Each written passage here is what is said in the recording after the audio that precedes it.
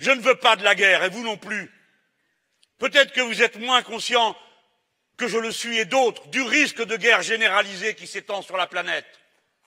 Mais nous y sommes, et notamment dans l'Europe de l'Est, avec cette histoire d'Ukraine, avec les provocations sans fin auxquelles se livrent les États-Unis d'Amérique dans le cadre de l'OTAN, en installant des missiles antimissiles en Pologne, qui non seulement annulent notre propre système de défense, mais est une menace directe sur tous les voisins, devinez lesquels. Ils sont revenus à la mentalité de la guerre froide, avec toutes les catastrophes que ça peut entraîner.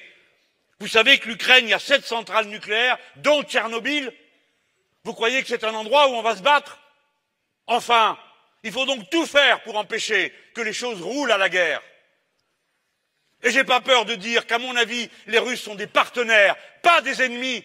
Je ne le crois pas, je crois qu'ils sont des partenaires. Réfléchissez-y. Je sais que vous êtes peut-être sous l'emprise de bien des arguments qui roulent contre eux, mais pas la guerre, pas la guerre. Ni un peu, ni moyen, ni beaucoup, mais même un peu, pas de guerre, pas de guerre. Le contraire, c'est la raison pour laquelle j'affirme que je suis partisan de la sortie de la France de l'OTAN, qui est une organisation militaire vouée à la guerre.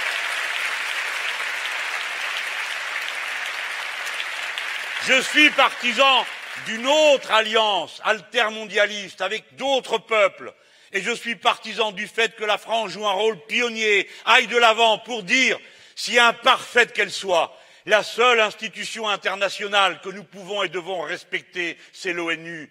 Parce que nos prédécesseurs se sont tellement battus pour qu'il y ait une société des nations et qu'on cesse de s'affronter.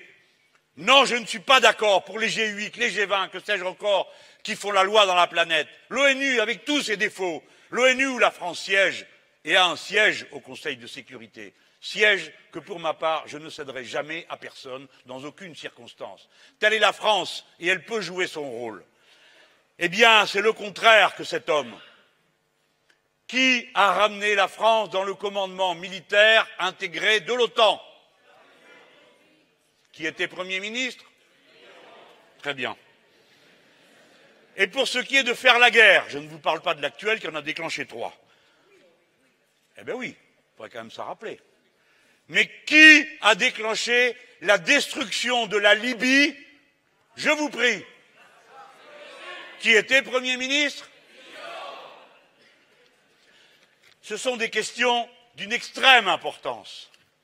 Si vous voulez de nouveau confier la France, avec toute sa puissance militaire, qui est considérable, aux mains de gens qui ont été capables d'une telle stupidité que celle qui a consisté à détruire la Libye, puis à engager la France dans un combat plus qu'improbable en Irak à la suite de l'OTAN, avec des alliés aussi discutables que les Qataris et les Saoudiens, la main dans la main avec des Turcs qui nous tirent dans le dos.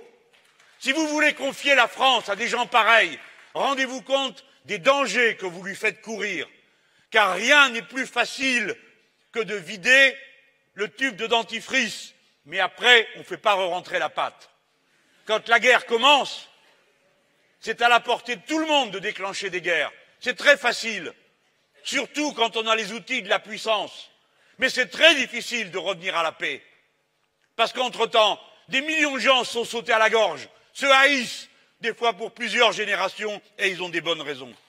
Voilà pourquoi la paix est un bien précieux. Et vous autres, si vous voulez m'aider, c'est la chose essentielle qu'il faut que vous fassiez avancer dans l'esprit des gens qui nous entourent. Assez de ces soi-disant solutions efficaces parce qu'elles sont violentes. Ce n'est pas vrai. La violence appelle la violence et encore la violence et toujours plus de violence.